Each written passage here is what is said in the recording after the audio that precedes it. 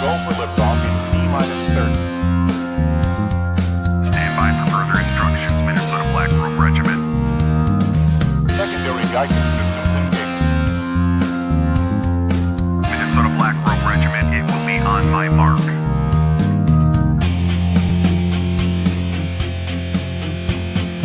All systems are a go. All systems are a go. Minnesota Black Robe Regiment, you are over the target. You are authorized to fire at will.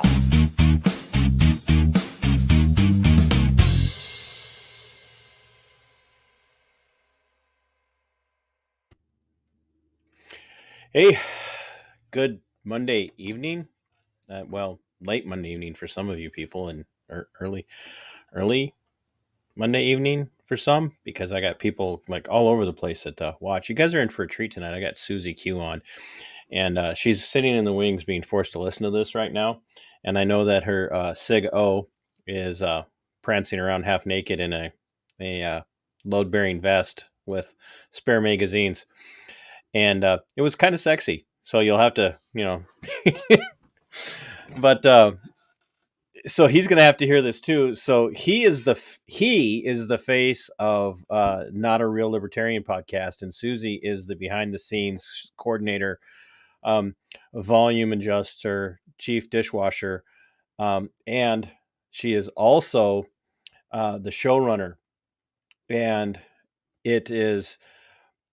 I could say that I'm jealous because here at this very professional production, Minnesota Black Robe Regiment, especially here on TC and Friends Monday Night Musings, I am everything. I am the host, the face, the voice, the producer, the showrunner, the audio control person. Yeah, that's what I do. So he's got help. I do not. And so yeah, I'm a little jelly. And I want to preface what I'm going to, before I bring Susie in. I initially had reached out to Susie because I wanted to have Not a Real Libertarian, the podcast team, on, and I was going to have them be part of the Libertarian Lowdown series, which we're still going to do, by the way. They're in the process of transitioning from one state to another. And so they're packing up all their equipment and all their housing and all their furniture and appliances and all that stuff that goes with moving. And they're moving a little further north, but not much from where they are. And I reached out and I said, I'd love to have you on. I'd like to hear your guys' story. I'd like to hear a little bit more about your show. And Susie and I got to talking, and we have some striking similarities in our experiences. Shock of shocks, I'm outspoken, and I tend to stand up for things when I think they're not being handled well. And many of you know that if you've watched my series about what happened with my career, it's pretty obvious. Susie's a little bit vocal herself, and she has a story of her own about, I won't say being canceled per se, because she's managed to hold on to a career that she's loved, but she lost a position that she loved. And if you guys aren't awake right now to this, and I'm not using awake in the way that the Q-a-kooks, there, I said it. I know somebody's going to be mad at me for it, but somewhere out there is a Q-a-kook that watches me and is just, he's reported me to Q Central. And Q is going to work to take me down. But people, there are no white hats coming to rescue you. They're not. There are no white hats coming to rescue you. There isn't some great plan. There's no storm coming. The people that are going to rescue you are the people that are being canceled. The people that are going to rescue you are the people that have lost careers. The people that are going to rescue you are the people that have lost jobs, lost their freedom. Those are the people that are going to rescue you. You want the white hats, it's people like Susie Q.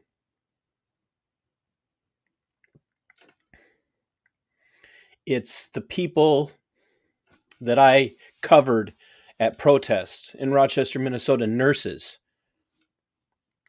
practitioners, doctors, CNAs, vascular techs, phlebotomists who refused to take the jab because Mayo Clinic told them they had to keep their jobs, and they gathered in the thousands and protested. Those are the people that are going to rescue you. It's those kind of people. It's the Susie Qs of our world who stand up against local government tyranny and speak out and then get punished for it. Those are the people. And if they can take out loudmouths like me, and they can take out loudmouths like Susie on some level, you quiet, I'm just passive, I don't like conflict people, you're screwed. You're absolutely screwed. Because you've already demonstrated that even though you hate everything that's going on around you, you're going to comply. Susie didn't. So before I bring her in, I just want to remind everybody, you got coffee. Oh no, my coffee. Oh no, what happened to it, folks? This is a professional show. I got coffee. I got another round coming in. Had a couple people that ordered multiple bags, so I had to order more. So I got coffee. I got merch. If you imbibe, these are awesome. I like these. And if you're a person who likes to feel like you're doing something old school, stainless steel with a really nice real leather on there. You see that? These are phenomenal. So, and I've got low ball glasses as well if you like to make small drinks or sip your bourbon. It's etched kind of like these. I have low ball glasses that are just like this that are etched with my show name on it. So I'm gonna bring Susie in because I don't have anybody to promote. Not a Real Libertarian podcast does about 25 minutes of all of the candidates that support their show. I ain't got nobody. That's not true. Actually, I have my friends over at Arden Sales Group that are great supporters of the show, and all of my friends over at Subscribestar. And if you are not on my Subscribestar, please go over there, head over there, pick a level to join. I am working on exclusive content. I keep saying that, but it's not easy. Trust me, putting out exclusive content on top of putting out all the other content gets to be, where do you draw the line? So without any further ado, since I made Susie wait, and it's almost bedtime for her in her neck of the woods. Susie, thank you. Hi. So how you doing? I know this is a big deal. You had to follow Bull Johnson. He was one of the most recent people. So yeah, thanks for reminding me of that. No, I'm not used to being on the camera. Usually behind the camera or sitting on the couch watching him drink. The last video, watching him drink. What, whatever you got to do to get through the show. When I watched a video of you, you had support behind you. Did. Yes. Yeah, you did. You had support behind you. She was throwing you all sorts of luck and charm, and she was busting a move. I'm actually offering her services as a hype man, very reasonable fee, but that was the best hype performance I've seen this century for sure. She was amazing. I loved it. And you didn't even know. You were just delivering. I had no clue. Everyone, no clue. You're just delivering your speech. Yeah, and she's just back there busting it out. Yep, nailed the speech. Went to walk down, and everyone is like, just looking at me. I'm like, what? I mean, I made my point, but it wasn't, anything. But and they were like, did you see her? And I'm like, no, because I can't see the screens because I'm taller. But from Charlotte's angle, my daughter Charlotte, she can see herself on the projection, and she was watching herself dance for a good 5 minutes. It was amazing. And if you guys haven't seen, I do have that speech on the YouTube channel, and it's funny too. I don't know if I may have cut that part out, but Charlotte walks up to the mic and grabs the mic and hands it to you. She's like, the queen is here and I am leading the way. She like just took over everything. Yeah. I thought she was going to speak. I'm like, that's awesome. She wanted to for sure, but she actually freaked out after that and let her. So you are a college educated individual. You have a degree that is focused on education. No, I have a chemistry degree. Oh, so you have a degree in chemistry, but you didn't focus on education. Nope. That came Good. naturally. Yeah. Yeah. Well, no, I think that's good, because most people that focus on teaching in some of those sciences, they're just so good at the particular science that they want to teach that they go in and they end up focusing on teaching and become really bad teachers. It's I tutored a lot of education majors because they couldn't, they didn't do well with the science teaching aspect. but no, yeah, I feel like teaching is something you either have or you don't, because it's not just like, do you understand the content? You have to read a room, you have to accommodate different learning styles, and it's just something some people don't have. And it was a lot of education majors, because being an education major, you get you pay for top tier indoctrination at the college level. Like, they teach you what's appropriate, how to think, what to say, how to react. Just want to say you said it, not me. I'm not the one that works in the system. So I told you I'm exhausted. I'm just going to say it all. That's not even water. That's straight up 180 proof, isn't it? It's straight vodka. You just sipping straight 180. You live with a guy named Bootleg, you can only drink moonshine. There is no water. I am going to Tennessee, so. See, that's the endearing thing about your guys' show, by the way, is the banter off screen. That's the endearing thing. It's just what keeps it going. So endearing was not the word I expected to hear. So well, I thought I should probably not, upset him too much until I get him on the show. So oh yeah, poke the bear. Okay. Poke the bear. Just poke right here, right now. So you ended up. So you go to school. Now you have a master's in chemistry. I have a bachelor's in chemistry and an MBA. An MBA. Okay. So you end up teaching for a local government-run school. Juvenile detention. High school. So you end up teaching chemistry at a local public school, funded by taxpayer dollars, and you became aware of some things going on in your school district. And what school district was that, by the way, if you don't mind? School district of Lee County here in Florida. Lee County, Florida. Mm-hmm. And how large of a district is that, really? How many students are you talking? It is the 32nd largest school district in the country. Okay. Well over 100,000 students. So, and you're teaching at one of the campi? Yes, my campus had 2,500 students. Okay. So, and you're teaching roughly how many students a week at that time? At this point, I think my largest capacity, I was at 252. In one class? Oh, no. It was across all day. So so throughout the day, 252 students. Yeah, I had between 25 and 30 kids in the class. All right. So you're teaching roughly 5 classes a day, 5 to 6 classes a day, depending on planning and all that. Scheduled potty break. Yeah.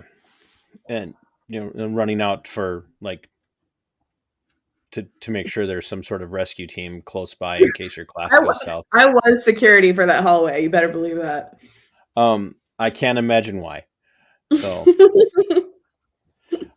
you keep Bootleg in check, so I'm sure you can handle a school full of teenagers.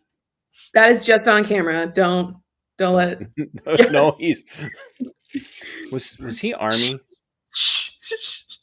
Was he Army? Yes. See, I expect better behavior from my fellow Army vets. I don't. Fucking liar. So, sips drink. Well, I have to give you a chance to talk. So you have a pretty heavy student load, but things are starting to happen in Lee County school districts. One of them being retention and recruitment. And you're sitting back there being a logical individual and saying, hey, look, I think I figured out what's going on. and you decided as a private citizen, because you're under contract with school district, you don't technically, you work for the school district, but you're under an independent contract clause. Annual contract, correct? Yeah. Yep. So you're actually you're doing them a favor. I mean, you're getting paid, but you're doing them a favor because you're coming in and filling a gap that they don't have to tenure. They don't have to bring They this. got rid of tenure. Yeah, they got rid of it.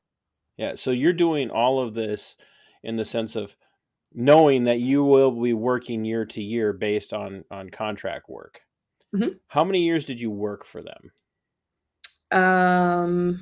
5 years.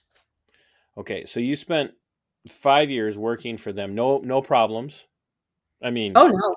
everybody has problems in the sense of there's always going to be somebody that's mad about something. Well, I was a high school teacher, so it was straight problems.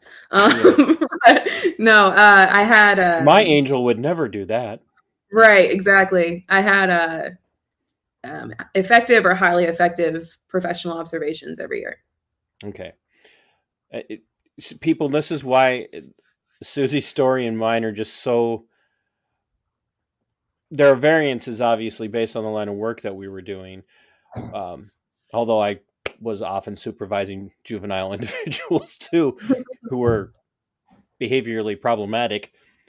But same ratings, like just high ratings from supervisory and administrative staff.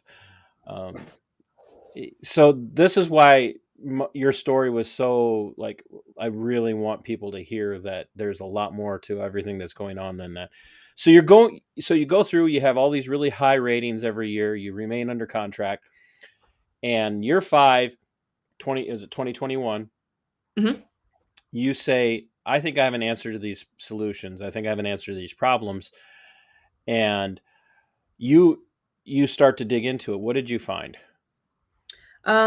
Well, I dug into the certification process and what it takes to teach in the school district of Lee County. So you have to have at least a bachelor's degree. If you have a master's, it's a different track, I guess, to professional certification. So incoming, you are temporarily certified, even if you're highly qualified like myself. So I was actually the only chemistry teacher currently, when I started out anyway, that had a chemistry degree and taught chemistry. So that makes you highly qualified. You can like slip right in, but you're temporarily certified. You were the only chemistry teacher who actually had a chemistry degree.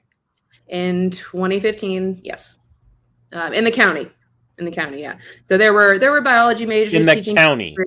Yeah, a school district of 100,000 students.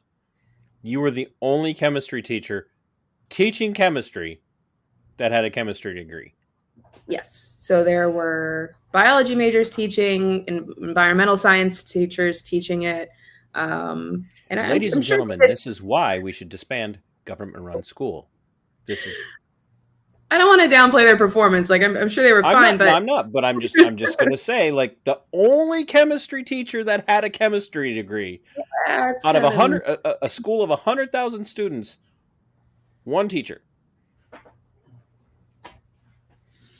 Yeah, but I loved it. Like I came from industry when I graduated school in New York, full of industry up there, and had to come home. I'm a Florida girl, born and raised, couldn't stand New York for another second. So the same week I graduated, I moved back to Florida.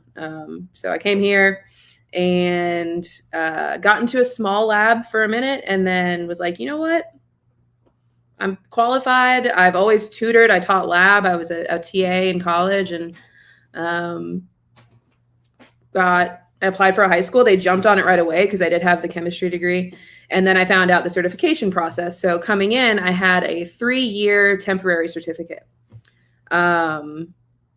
What that meant was within the 3 years, I had to complete a certain number of courses, certifications, follow-up things, because I didn't have an education master's. I wasn't a teacher, right? But you can teach within those 3 years. So they let you come in, give you this whole list that takes, if you can do it full time, like 2 years to complete. and then you can get temporary. You can get professionally certified. So temporary is the 3-year, professional is the 10-year. So you're jumping through hoops while maintaining these high ratings. You're digging into now, what do we need to be certified teachers in the Lee County School District in Florida? And that's when year 2, I got really mad because I saw that I was put under the same. That didn't take long. No. Imagine that. I saw the observation process for myself, a temporarily certified educator and a professionally certified educator. And we had the same observation criteria. They were observed the same way, twice a year, same criteria, same focus areas.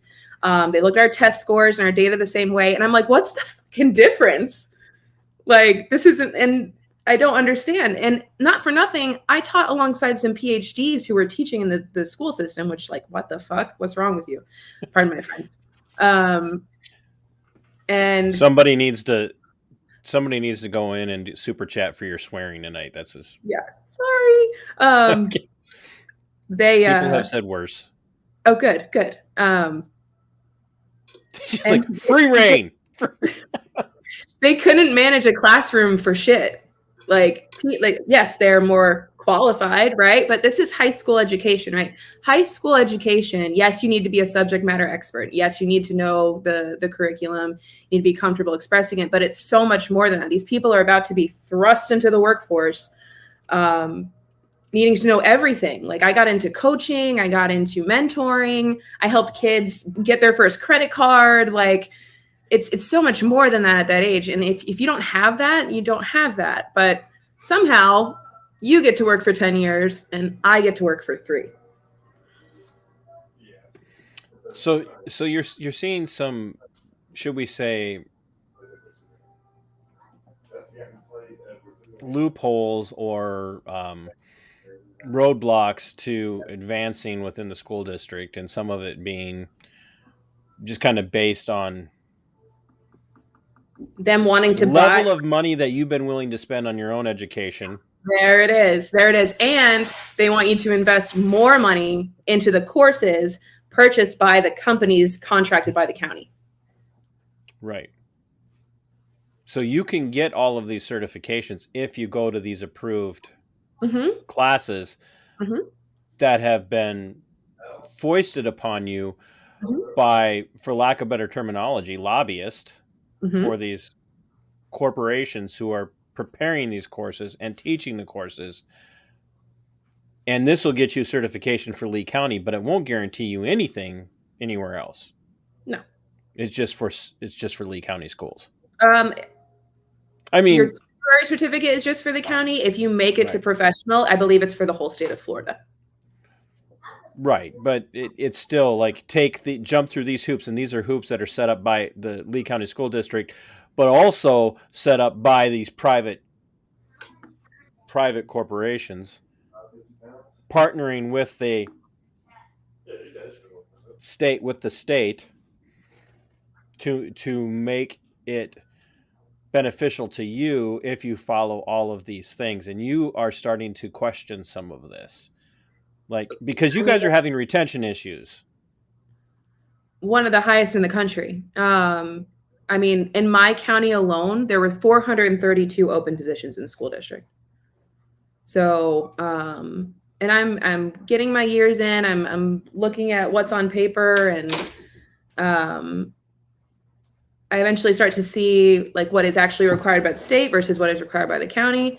And I mean, the dichotomy of a temporary certificate and a professional certificate just didn't make any sense. The only difference was where they chose to go in their higher education. And so when I came in with my solution, I didn't want to take that away from them. Like, you earned it, right? You're getting ahead of us here.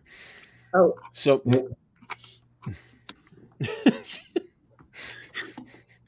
I'm not trying to chastise you. I'm just trying to control you. And that's clearly, you're still a Florida girl at heart. So, but is he still walking around shirtless? No, he put a shirt on. I think that might be better. Sad face. them by less. Look, Oh gosh, here you know you the just face. really scrape your nipples. It's not great. I recommend the show. Yeah, that web gear is not good on the nips, not at all. No. So he just can't stay away from the camera, can he? Oh, so you're doing this research, you're seeing these things play out. You're basically seeing that if this person chose to go to some prestigious, whatever prestigious means, school, and they get the right credentials from that school, they're getting deferential treatment. And there Yeah, again, you're not trying to take away from anybody who's done that work, but you're also seeing that a lot of these people are not gifted in the teaching environment. No, it didn't differentiate them in terms of skill at all. Which is every math teacher in the history of high school education. Every math teacher. They're math teachers because they were good at math in school.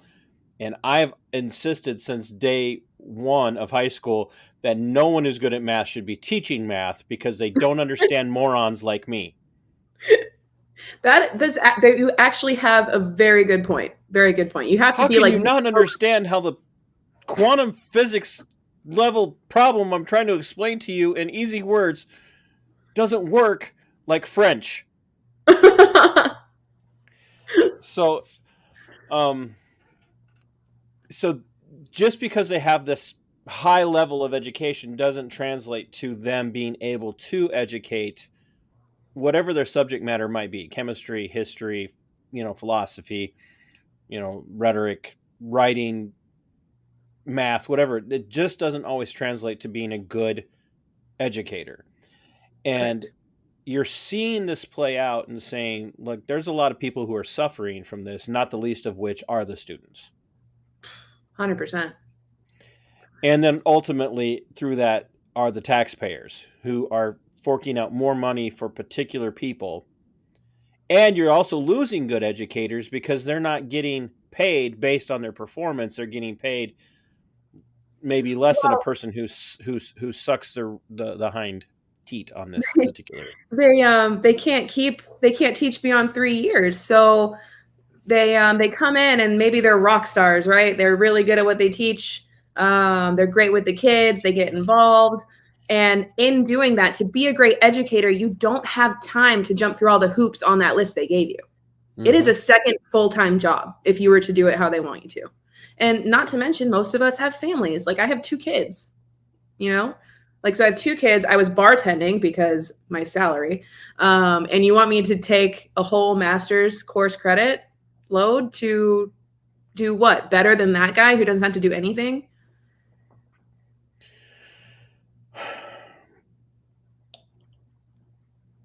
You finally said enough is enough, and you decided you were going to write a speech and deliver it to the Lee County School Board of Education. Correct. How long did it take you from when you started looking at this to the moment that you decided you were going to start speaking out? Well, it started with a letter to Governor DeSantis in March. I wrote out the whole situation, the solution, the benefits, what will happen if we don't do it, did the whole thing. And I wanted him to see it. I got it in the seats of the House of Representatives here, a couple of congressmen.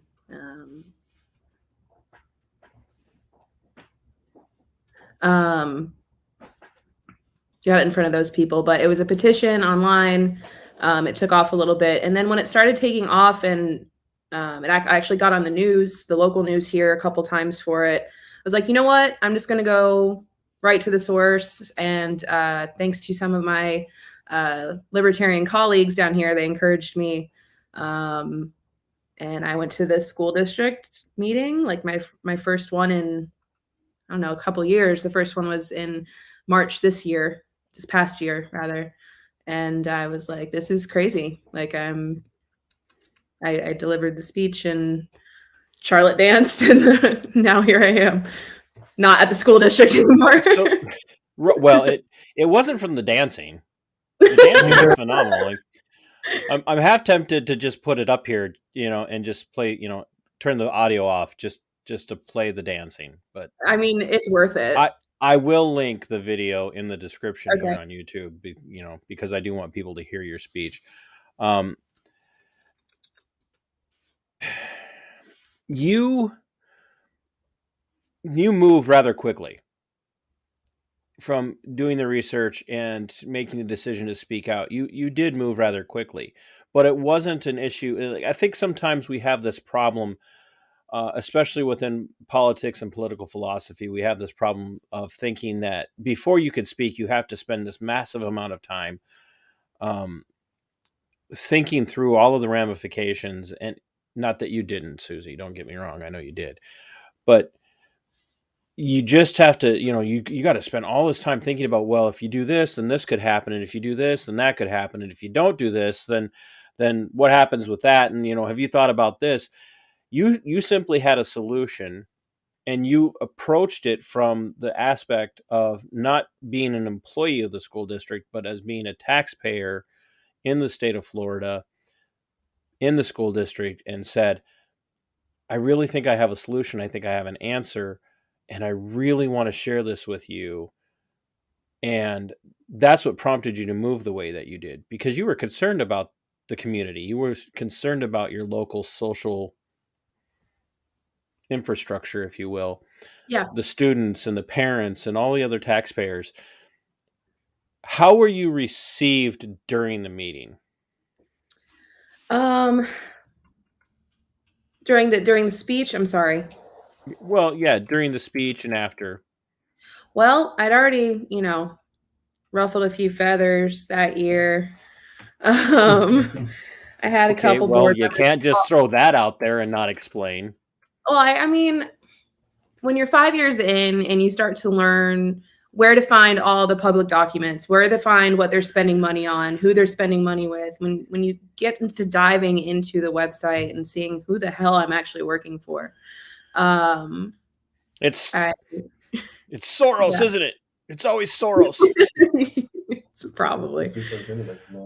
Yeah, our superintendent makes $1 million a year, so there's that.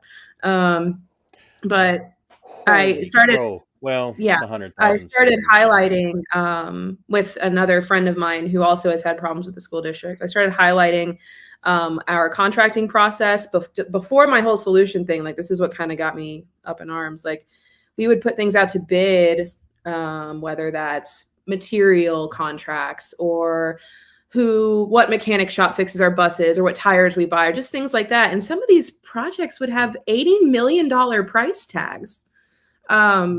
And our bidding process was like two contractors that we would put bid to. And it would always go to someone who was like the superintendent's nephew or like one of the board members' husbands, whatever. And I'm like, why are we spending money here? Why are we spending money here? I would print out a sheet and be like, what's this? What's this? What's this? And I'll send you a YouTube video we made with like released emails between a board member and one of the fundraisers for the county. So I was already the favorite, as you can tell.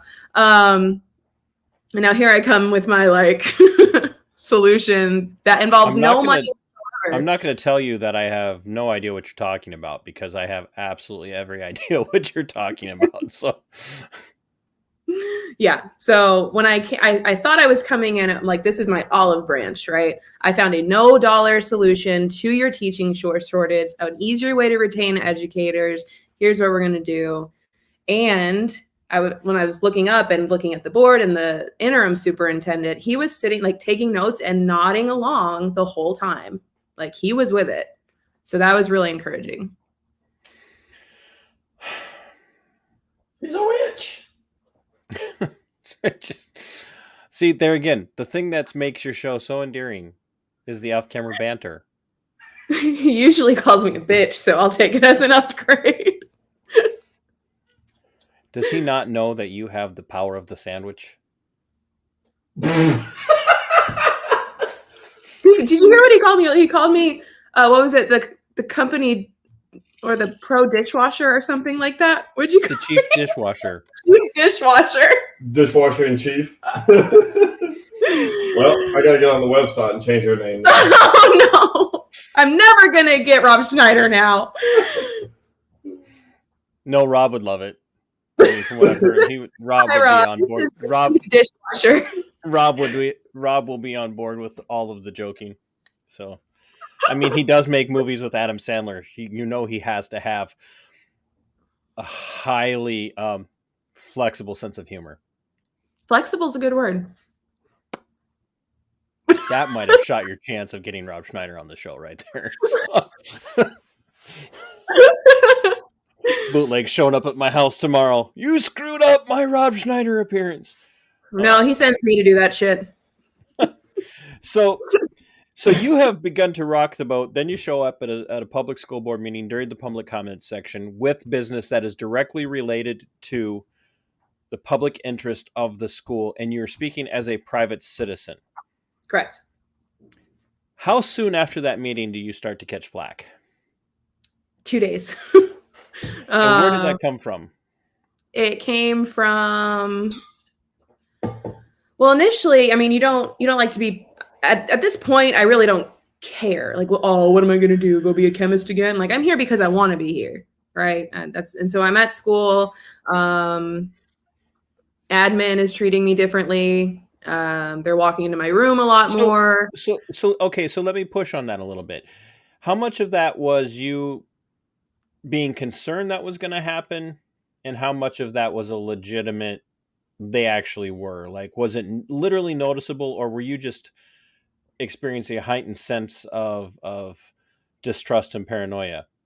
I think I had a little paranoia, but I think concerning the situation and what I knew I was about to get into, there was a pretty much lack of fear. I was on the lookout a little bit, but it was, I mean, I knew what I had done and I was proud of it. And I was like, come get me. Like, you can't do anything. I've done nothing illegal. I've done nothing against my contract. Like, I was very confident. I never even downplayed my administration at my school. I never said South had anything wrong with it.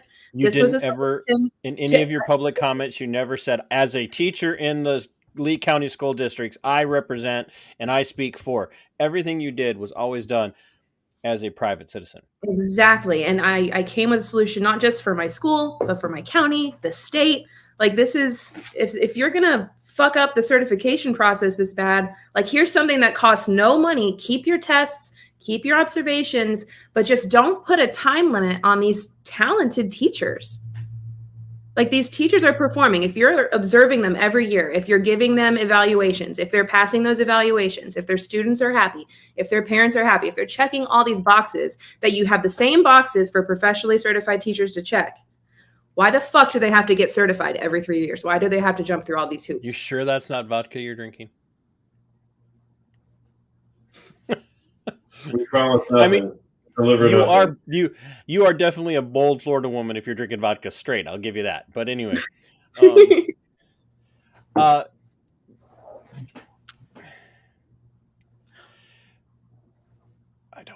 don't know. I don't want to know what I just missed, and I'm glad I missed it at the same time. No, he's don't getting you me a dare, drink, no. and I'm usually the beer wench too during the show, and he's getting me a drink, so it feels special. That's why I always tell people that Monday night musings is the night for you to have a drink while we're doing this. So You did give me that advice. Yes, you did. yes, I did. Well, mostly because to spend this amount of time talking to me normally takes a couple of stiff drinks. So No, it's so far so good. I'm sorry you're on with me this long. Oh, like my Tuesday shows tend to be like 2.5 hours. So, Oh shit. I'm long form. Like, Tim Pool ain't got nothing on me. I even have a nicer beanie. So, Your beanie is very nice. He also want some merch. If I send you a shirt, will you send me? Can we merch trade? I lost. Yeah. Heck yeah. But you can't have my Scott Horton book. Oh, my Scott Horton book. I had him on the show. I did. Oh, that's so cool. I'm gonna get flipped off. Any chance I got of getting invited on Not a Real Libertarian, it just went out the window with my flaunting. No. We're gonna do a couple collabs. It'll be great. I just need a T-shirt. So what did you do, what do you do? Well, tell him if he was actually watching, he'd know. Mm, Well, I was getting water for my lady. She looked thirsty, quite parched. I don't want to show. Is the water safe to drink down there? Sure. Ish. Sure. Ish. It's That's- like Flint, Michigan water. Just spicy water. Spicy water. So you guys, you're going through this struggle. You're starting to feel the pressure from admin, and there again, you remember, when we talked about this, it resonated with me because I had to gauge at the same time whenever I'd see somebody from admin as they were walking through the room, if they were going to make eye contact with me, or if they, like, is this the day? And I went through that a lot. Like, is today the day? God, every time my keep thing wouldn't work, like my badge, I'd be like, "Oh, I'm fired." I joked I've had about enough of my that shit. so many times. We had this little Oh, no. fingerprint. We had this little fingerprint thing we had to do when we signed in on the time clock. We had to enter our employee number and then hit it with our fingerprint. And every once in a while, because I would always lead my platoon into the facility. I'd like, all right, guys, let's go. I'm like, we don't want to be that platoon that relieves the offgoing platoon late all the time. And so I'd kind of be the guy that would lead them in, and I'd go up there and I'd try to register, and like my thumb wouldn't be, like registering, and it'd take me a couple of tries. I'm like, what? Am I done? Is it over? Exactly. And so, or I'd see somebody, and then the day came, and it was that day, and then I knew. So I had prepared myself for it.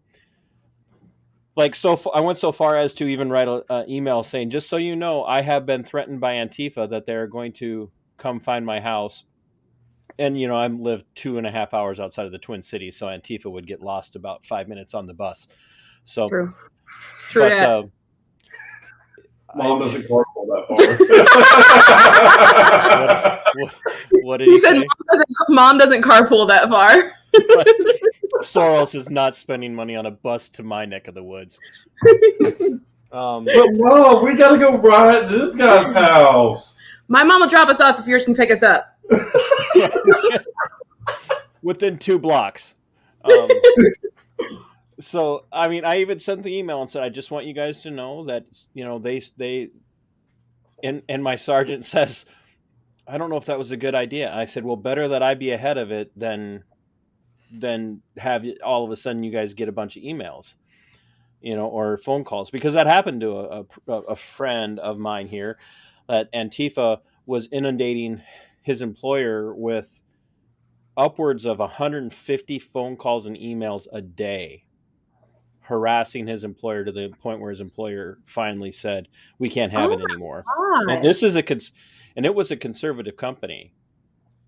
A conservative, Christian, patriotic company that he was working for. McNelia Steel. I mean, they make all sorts of stuff. And they just inundated his employer just day after day after day. And then his wife's employer day after day after day. And they finally said, the pressure's too much. We can't keep you around. That's terrible. So as I'm listening to your story, and and when we were talking about it on the phone that day here, what feels like forever ago, a hurricane ago. Well, it was even before the hurricane, so you only get the hurricane excuse for like a couple of weeks there. So, I'm listening to your story, and I'm like, different career fields, far more educated than I am. You outgunned in the intellect area, but so much the same, that you're literally speaking out on an issue that is of great public concern, that the public has a right to know about. And I'm going to sit here and I'll assert that the reason you started to get that pressure was because how dare you challenge the system?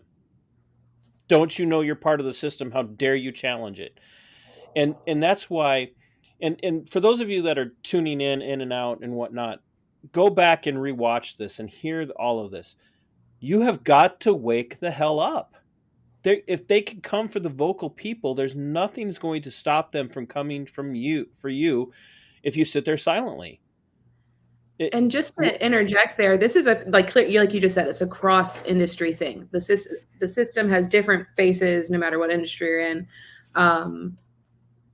I would try to remind teachers after I like broke that ice and started going to school board meetings, and I'm still walking into school every day. Like, say what you want. Don't go to happy hour after school and bitch to a bunch of other teachers. Go to board meetings, speak up at faculty meetings. Like, they can't fire you for fucking talking. Like, they can't. And if they do, then you can sue the shit out of them. Like, well, so let's talk about that. How soon after you spoke did you get told they're not renewing your contract? And what reason did they give? They cited 3 tardies in the first semester. Okay, so let's put 3 tardies in the first semester into perspective, because that sounds really, like, oh well, you had like legitimate like tardies. It's but bullshit. Bullshit. We had teachers straight up not show up for a couple days, and then they waltz back in, like no call, no show. Nothing at all, and they just waltz in and be like, "Oh, I'm back now." Right. So now, I mean, obviously, it wasn't like they were just tracking you. They're probably tracking everybody's no calls, no shows. They're tracking everybody's tardies. But unlike everybody else who towed the line, they were using whatever they could because they knew they couldn't just refuse to reinstate your contract over, well, you spoke out. Correct. But that's what it was. Oh, I know for a fact. I mean, I almost lost my team. Like, I coached 2 varsity sports. I coached weightlifting and throwing for track and field. And we were in the middle of the track and field season when I went and did my speech. And right after that, they had this other assistant coach showing up and like not telling me where to go for certain events and completely kind of shunning me from all my involvement. I used to cook for my team, like, because they're teenagers and all they eat is like Takis and chocolate and shit. And so I would cook them good meals like chicken and rice and veggies, and I would bring it to school. And I did that all the time. And then as soon as I make my speech the next week, it's like, oh, you can't be doing that. Can I interject real quick just on the topic of this? It's fucking hilarious. We just got in the mail a thing. It says, vote today for our children's education tomorrow. And on the back, it says, I'm not going to say her name. Education is on the ballot this November 8th. Please join me in voting for candidates who will support our public schools and ensure that all students get the education they need and deserve. Judge Judy. Not Judge Judy. Oh, it says Judy. Retired. Yeah, retired teacher Judy. Right. So, I mean, and that's every school district. And that's every school board member is always, it's about it's about education. It's about the good of the kids. It's about the kids. It's about the kids. It's about the kids. And ultimately, it's not. It's literally about maintaining their status quo. I was about the kids. I was about, right. I was all about it. Got rid of them. Right. You were about the kids, but you were also about the taxpayers, ultimately, because that's what you were addressing. I was addressing them, and I was, as a professional, I should be treated professionally. Well, that's stupid. So they gave you notice that your contract was done at the end of the 2021 school year. 2022. So the 21-22 school year. Mm-hmm. So from the fall of 2021 to spring of 2022, mm-hmm. that was it. Now, you landed on your feet in the sense that you're now teaching at a local college. But correct. Was that wasn't your first choice because you loved what you were doing? I loved that school. I loved the kids. I loved coaching. That was the first school I taught at, and I wanted to be one of those lifer teachers, I already had kids who their little brothers eventually got to me, or their little sisters eventually got to me, and I follow, like, when they graduate, they can follow me on Instagram, and I see them get married and have kids, and I was just like, even though I I have industry experience or whatever. Like that was just my thing, you know? Well, it takes a special. I have a couple of good friends up here locally that are teachers, and it takes a particular it takes a particular kind of heart and spirit to be able to step into the morass of what normally passes for school and to really make a difference. And in one case, I have a friend Bree that's just, you can see her love for her athletes and for her students in just the pictures that she takes with them and in the way she talks about them. And I have another friend, Eric, that's the exact same way. He's his athletes and his students. And that's the thing. They're not single focused people. They're intimately involved in the entire ecosystem of their school district. And at the same time, adamantly opposed oftentimes to things that are going on within public education. And, you know, in the case of one person, I asked this individual, I said, so as this stuff continues to ramp up and it becomes less about the students and more about social indoctrination and whatnot, what are you going to do? And this individual said, eventually I'll just have to leave and I will not be quiet about why. Thank God. And that's a thing that I want people to understand, that I did not go quietly from No, you didn't. Well, you've had the misfortune of watching some of the series. So No, when we first started talking, you sent me a few links. I was able to listen on my planning.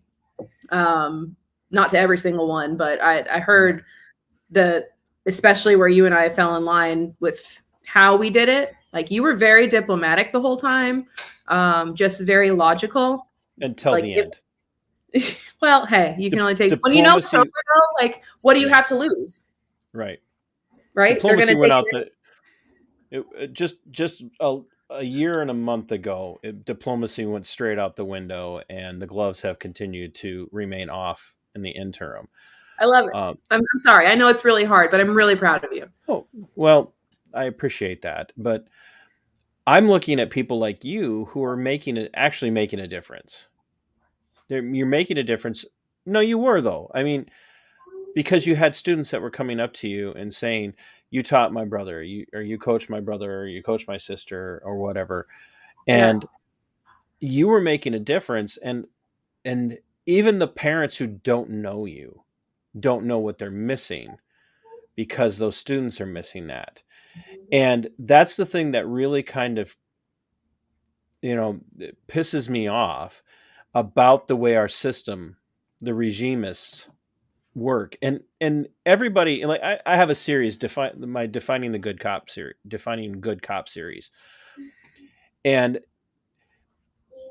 everybody's willing to acknowledge that there are bad cops out there, right? We're all, and people who are defending law enforcement will go, what about all the bad teachers? And let's just be honest, there are bad teachers out there doing things with students they should not be doing at all. And what about all the bad doctors? And 2020 through 2022 has really proven there are a lot of bad doctors out there. What are you talking about? I don't trust the science, bro. Trust the science, man. But we've learned that, but everybody also will say, well, but not my doctor, or not my teachers, or not my local law enforcement agency. If that doesn't happen here, that happens. What did Nothing. you say, Susie? No, what did you say? Not my priest. No, it's true. Absolutely 100% true. 100% true.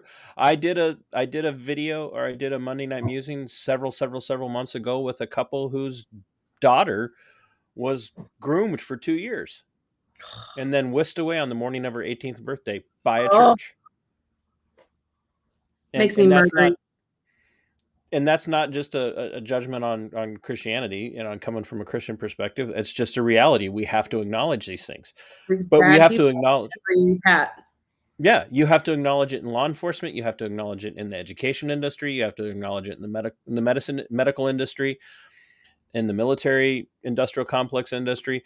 We have to acknowledge it across the board, that nobody's actually in these positions of leadership in any of these professions is actually really interested in the people.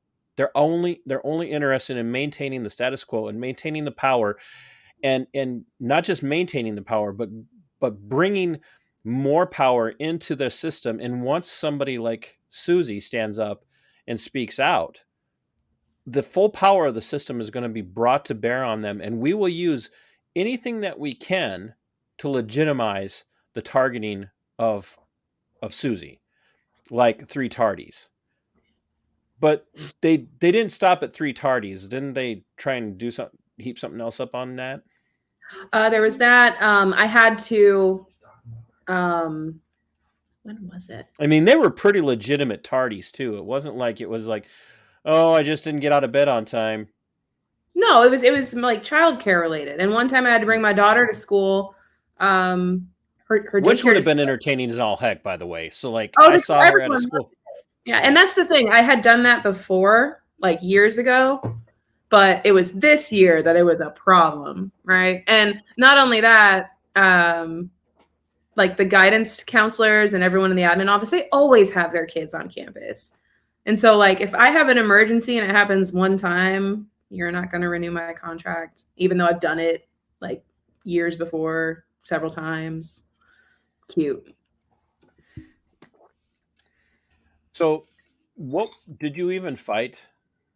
And I don't mean, did you even fight, bro? I don't mean it that way. My kid fought for me. Right. But what I'm saying is how much of a argument did you mount to tell them how stupid they were being?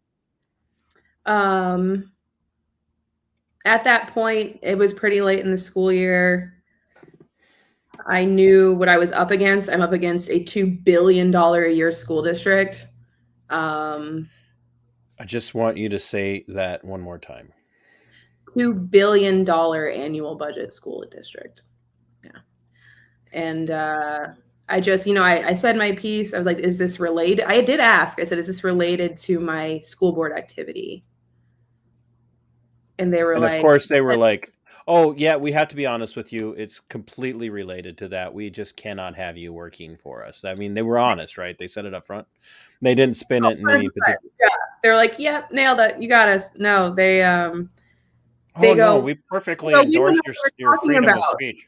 Yeah. They go, we don't know what you're talking about. And I walked this particular meeting. My YouTube video was on an open tab on the assistant principal's computer. Say that, ladies and gentlemen, one more time. When they called me in for the meeting, and the assistant principal of the high school that you were teaching at had your YouTube video open, watching it, or having had watched it. Yeah, it was there. It was fresh. Like it was that day. But I was like, so at that point, I'm adding, like you said, you do this mental assessment, right? The risk involved. If I say this, what happens, repercussions, whatever. So at this point, kind of like you were at a year and a half ago, or after a year and a half of your ordeal, you're kind of just like, what do I have to lose? And I just went, all right, see you at the school board meetings. See you in the streets, bro. See you in hell. Catch me at the school board meetings. How about that? What were we going to meme? We were going to meme something. Did you ever meme it? I can't remember what it was. Oh, man. What was it? No, I didn't. We'll have to go back and look at the messages because I will go back and we will meme it tonight. Your meme game is strong, youngling. Yours is pretty good too. I mean, you share some good stuff, but all your gold is in your content. Like you're very poised and researched and are you watching the same thing that I cringe through? Like, no, it's good and it's refreshing. I think that's why if we do have a few episodes together, to be really refreshing, because he and I are very shoot from the hip. Like I prep what I can for him, but eventually, he goes off script. Oh yeah, he does, but that's why it's so good. But he was infantry, right? Were you infantry? No, I was MP. Oh, MP. Oh, That explains so much. military police. I have another acronym for it, but we're not going to go there. There's children in the room. Oh, No, but what I was saying was the collaboration will be nice because you're very pensive, and it'll add some depth, I think, to the stuff we do. So, like the Libertarian Lowdown, I think that's going to be a really good time. well, I think it'll be fun, but we're gonna have to fit you both on camera. He can just sit on my lap. That's He awkward. said he wants to see both of us. So you show up to this meeting. The YouTube video is open. He's like, I have no idea what you're talking about. I don't think no, it has nothing to do with your speech at the school board. Even though, how did you manage to see that? Did he have it just out in the open? I mean, Well, he has like the two big, like the dual monitors, and you have to go. He has two doors, and I came in the side door to go around his desk, and I was like, oh. I know what that's about. Yeah. Uh-huh. No, not about that. No, couldn't possibly. About what? Did you call him on it? No. Should have. No. At Well, that point, yeah, I was already, I mean, with my fight for temporary certification and things I was trying to do at the state level, I figured it might happen, so I was already shopping elsewhere and knew what was coming. They actually called me. It was a home district track and field event. They called me out during the event, like away from the event, away from my kids, and I went back like wrecked. Like it just. Isn't that? But that's a tactic of a despot and a tyrant. They isolate you. It was terrible. They isolate you. They hit you where it hurts, and then they act magnanimous about it. I mean, the day that I got called out, out of the unit that I was supervising, they literally. I'll send you the link so you and your other half there, your significant other, more significant than me. Oh, geez. Oh my gosh. Like I said, I'm just jealous because I got to do it all on my own. There's I'll send you the unredacted, just the raw video of the chief deputy going, I realize that this is probably going to be really hard on you. So if you need to take the rest of the day off, it's on me. And I'm like, what? And he goes, well, you can take the rest of the day off and you don't have to worry about using any PTO or anything. We'll just, give you your full days, but if you need any more time off after that, that'll have to come out of your PTO. And I'm like, well, gee, thanks. That's so magnanimous. What a guy. What? Yeah, exactly. Like I'm like, that's what I'm thinking. And, well, at the same time, see, and this is the thing is I'm listening to your story and I'm thinking back to mine at the same time. And, I'm asking questions kind of in my meeting where I'm like, so does this go back to such and such? And he's like, oh, I'm not here to debate because policy is pretty clear. And then later on in the meeting, I said, so can we sit back down now in a couple of weeks and talk about what like this looks like going forward for me? And he's like, well, yeah, we can do that, but I'm going to need to talk to some people because policy can be debated. Now, in the same freaking meeting, about 8 minutes apart. And what a jackass. So I'm sitting here listening to what you're going through, asking these questions, and coming in and you ask him, well, is this about my school board speech? And he's like, I don't know what you're talking about. When he's got the freaking video of it open on his desktop. And this is that gaslighting that these regimist statists implement, is that you're the crazy one for even asking these questions. How could it possibly be that you would even think that we would do that? Because we are clearly not. we Go only ahead. we only did this because of their own policy, which they're claiming to know front and back, right? Like we did this within the rights of what their policy is. Right. I mean, up until a certain point for you, but all I did was speak out.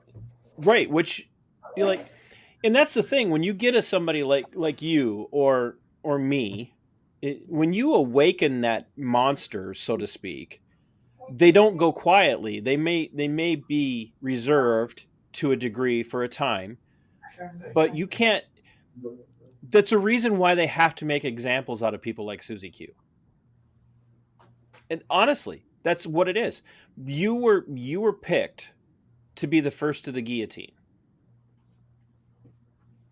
because they knew by using the story of well, you brought your daughter when you shouldn't have, and you had 3 unexcused tardies, when there were clearly others who had far worse incidences. You were picked to be the first to the guillotine because you were the vocal one, and they were going to make an example out of you, and they were going to behead the beast before the beast got out of control. And that was the same thing with me. We've got to shut him down. We have to shut him down while we can. And what they're not used to with a person like you or a person like me is most of the time people comply. Like after the first threat or after the first sight of retaliation, and you can't call it retaliation because they're not retaliating. And the first sign of that, or the first fear of that, people backpedal, or they'll back down, or they'll put the head back down. And teachers are absolutely known for this. Like they just, like I said, they go to happy hour and bitch about their lives, bitch about their careers, but they never do anything about it. And in my first real outspoken year, which was last year, I had so many teachers on board. Teachers who were starting to say, you know what, this goes past my contract hours. I'm not going to stay after school for this. And it started to spread a little bit throughout the culture. Like, hey, treat us like professionals. This certification stuff is bullshit. I have a very close friend who I'm still close with her now. She worked with me at that school. And she texts me to this day whenever she's in a bullshit meeting. She's like, I just left. I was like, atta girl, you don't have to be there. They can't keep you there. And these are the same people that'll call Antifa like terrorists, and they're using the same tactics that these school boards are. Like they're harassing them until they quit or fire. That's a good point. It's like an Antifa tactic, like the harassment and the just nonstop barraging with threats, and like the people who got what was your friend and his wife, like they kept harassing them over and over and over until they were like, oh, just like it's like reverse, like Uno reverse on that one,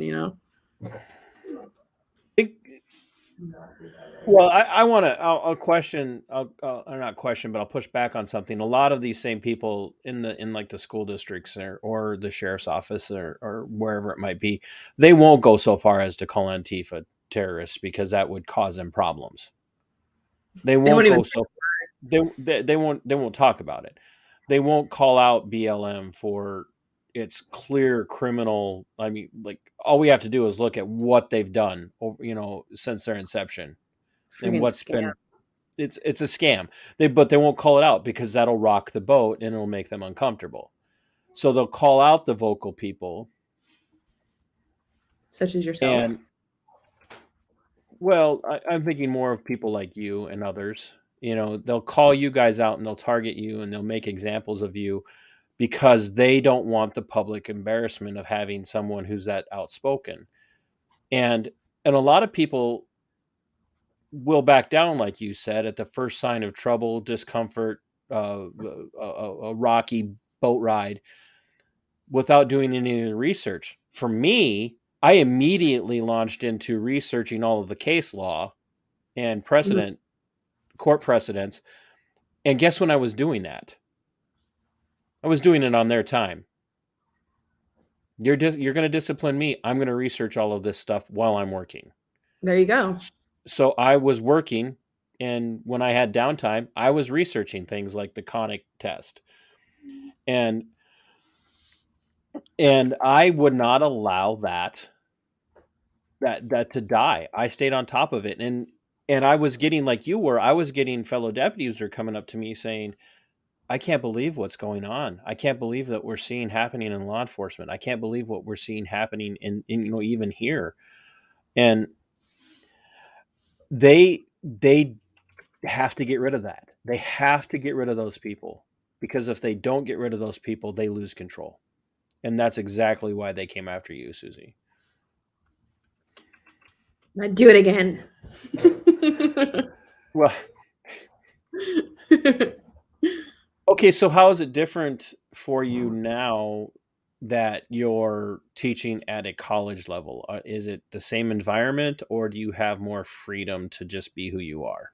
There's much more autonomy. It is a blend, though. Like, I do have, it is college level. A lot of them are dual enrollment kids at my campus, like high school kids taking college classes or whatever. But just the step away from the Department of Education, like the K through 12 environment, is much more hands off. Like, I can, like, we'll get into debates. Like, we'll finish our assignment, we'll finish our lab, and then I'll throw a question at them like, who's more important, the garbage man or the neurosurgeon? I'll get into like this whole ethical kind of, like, I want them to think like comprehensively about the world. Like, you're paying for this education, you want to be here, like, you might as well really think. Exactly. Like, I don't just want to spoon feed them how to do on this exam. I want them to, like he said, I want them to think, to really think critically about what they're being told. I want them to ask questions. I want them to debate their professors. That's what it's supposed to be. Do you, like you said, I'd do it all over again, which, having gotten to know you and listening to your guys' show now, I have no doubts that that's absolutely true. On a philosophical level, because this isn't Libertarian Lowdown right now, this is just Monday Night Musings, but on a philosophical level, even though I know that your guys' argument, there is no such thing as a true libertarian, but some of us wear different levels of the libertarian, and some don't. I mean, there's little level libertarians. It's a vast, yeah, like autism.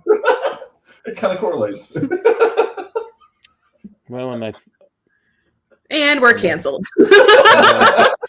And no, I was thinking about so many jokes, but none of us will ever land another big name in the libertarian movement again if we make the jokes I want to make right now. So. Full send. You got to do it on our show. On our show, go for it. No, trust me. If you've watched just even a smattering of what I've talked about on my show, I really don't have a problem. Joanne Jorgensen a useless cuck. Yeah, he did that.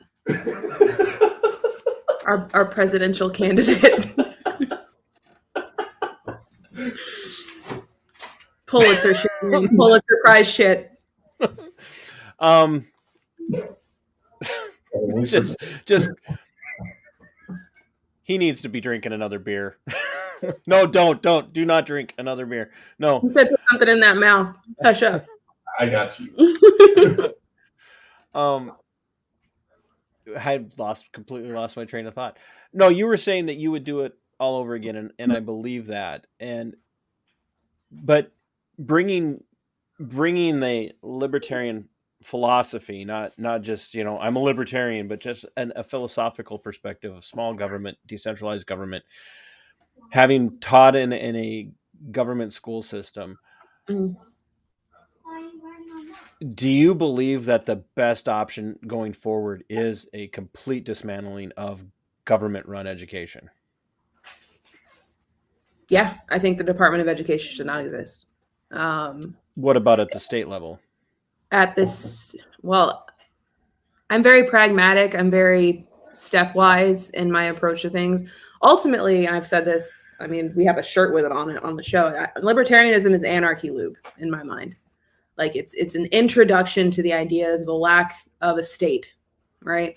But my philosophy behind that is that centralized government, centralized education doesn't account for the diversity of the markets we have here in this country. I mean, the kids in Texas do not need to be learning in terms of trades or focus or industry the same things as a kid in New York City. Like it's not the same, you know. The standards to which they're held to don't.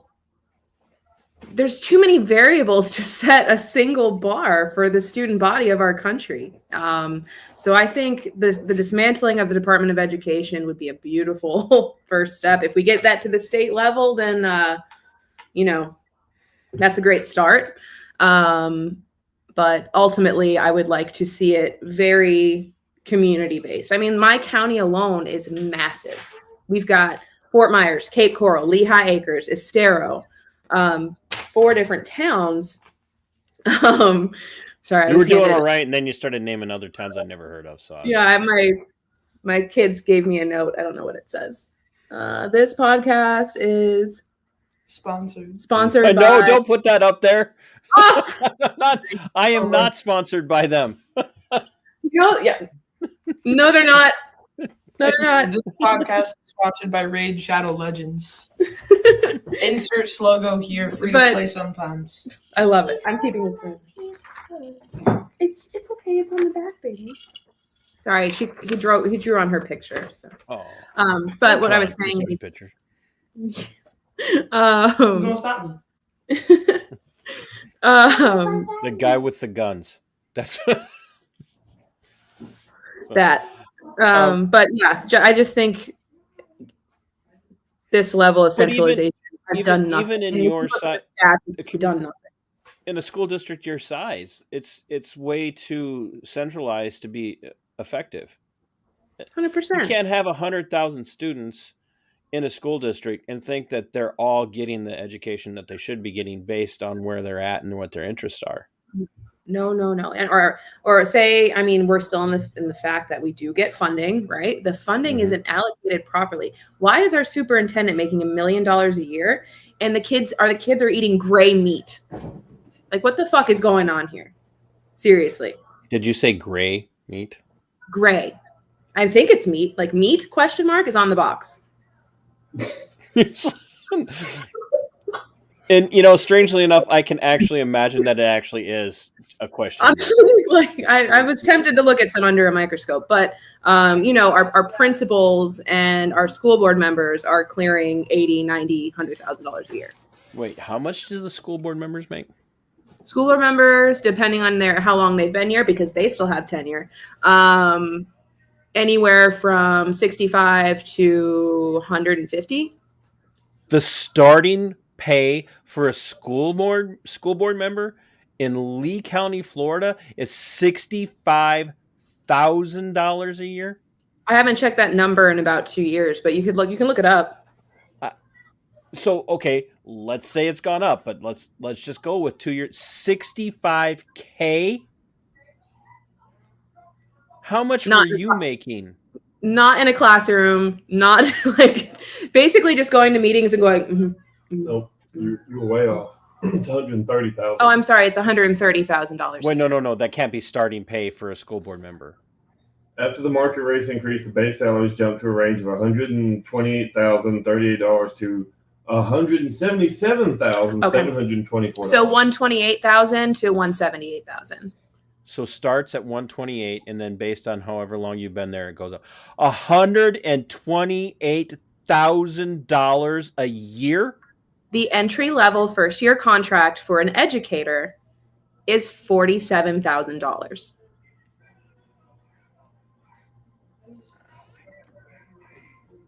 Oh, but wait, if you have a master's degree, it's $49,500.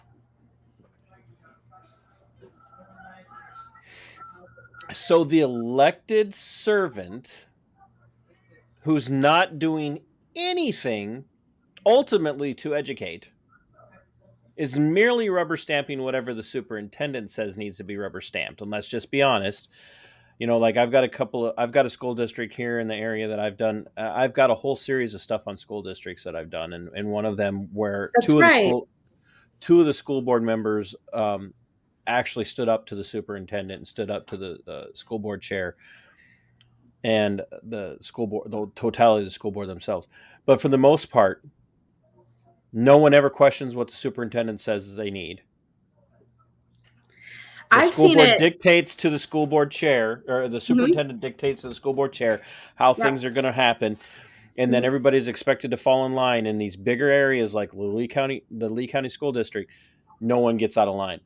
Is there anybody on that Lee County School District Board of Education that ever speaks against anything that the superintendent asks for? Oh, you've got your rogue ones that have been there for 25 years and they're the real extremist kind, and they keep signing the same legislation every year in and out. But they present themselves as the outsiders. It's like a tiny little Congress or Senate. Like, they get this policy thrown at them that, like, a day before the meeting, it's this thick in paperwork. There's no way they can prepare and understand what they're putting into practice or into policy.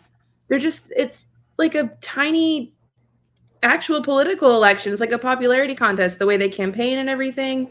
And then just like our own national representatives, state representatives, they don't understand the policy. They don't actually read it. They don't understand what they're doing. They're just there collecting money. Bus drivers got due to $16 an hour. Ooh, the bus drivers are making $16 an hour now. In case you want to move to a warmer climate. No. Inflation's 5%, but teachers got a 2.5% raise. That makes sense. Ooh, oh, honey, not that much. That's what it's saying. So, and I know there's some people are probably feeling like we've gone far afield, but I think that this is why I do the Monday night show, is because it's the open conversation where we really kind of dig into the reality of what's taught. You know, just 40,000, or what would you say, 42? 47. 47, unless you have a master's, and then it's 49. So that 49.5. 49. Okay. 2.5K extra a year. Now, I have no beef with teachers in general. I'm like, I want you to understand. I don't have a beef with teachers in general. I do have a beef with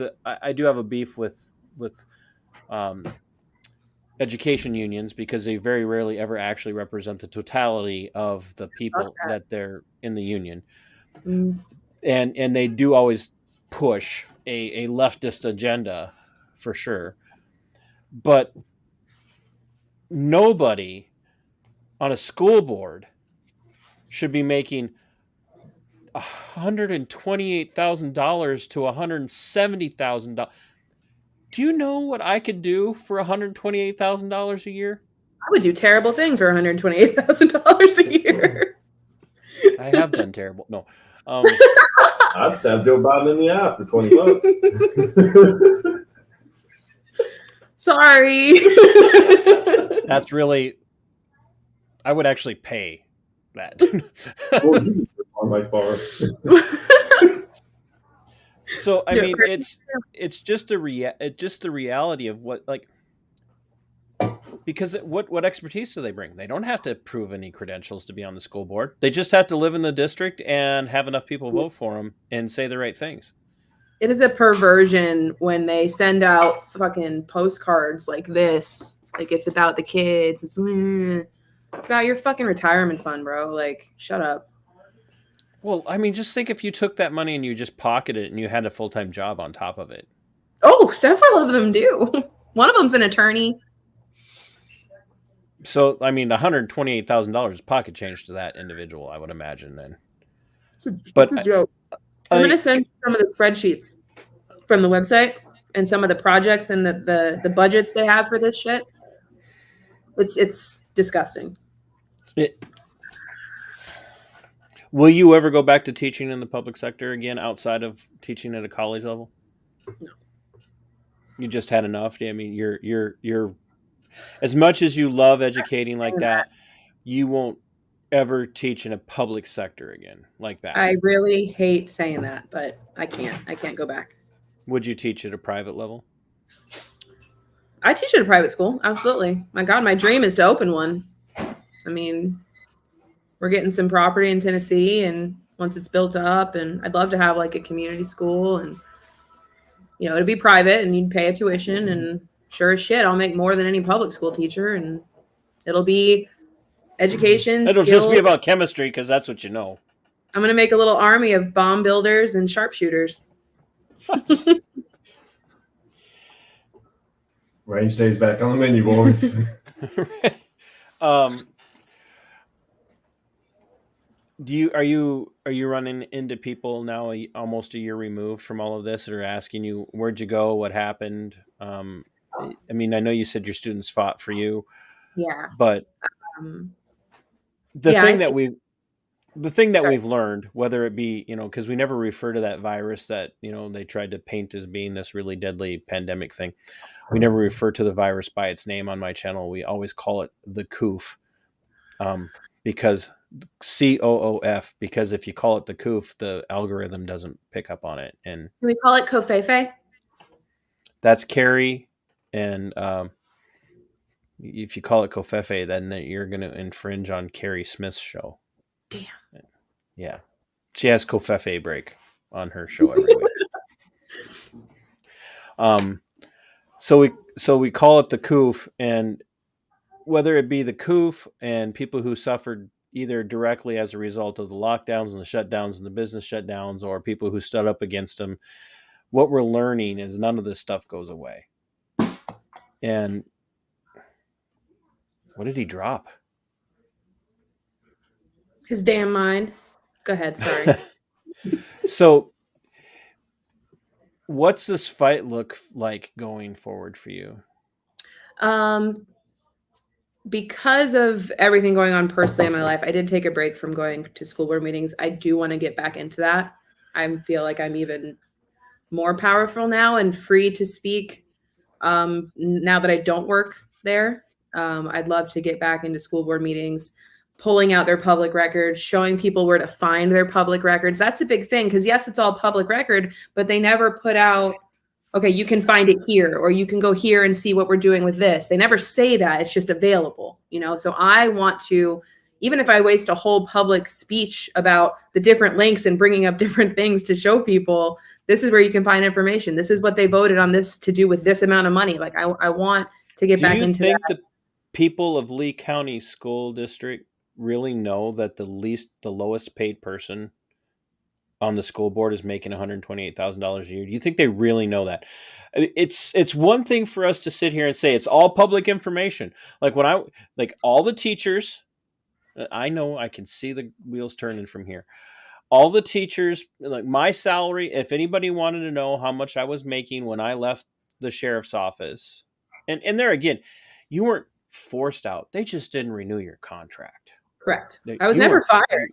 You weren't fired. They just didn't renew your contract.